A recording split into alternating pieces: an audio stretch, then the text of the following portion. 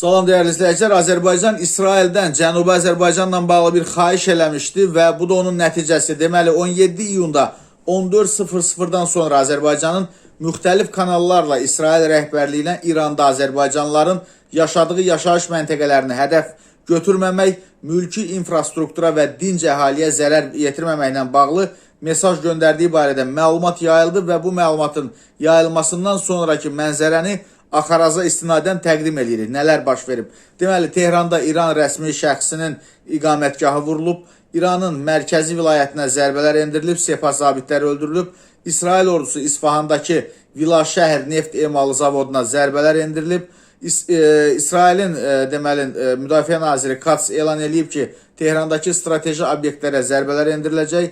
Deməli, Reydə neft emalı zavodu vurulub, Tehrandakı inzibati binalara və hərbi obyektlərə bir xeyli ziyan dəyib dəyərli izləyicilər və göründüyü kimi İsrailin zərbələrinin hədəfi kimi İranın şimal-qərbi, yəni Azərbaycanlıların sıx məskunlaşdığı ərazilər yoxdur.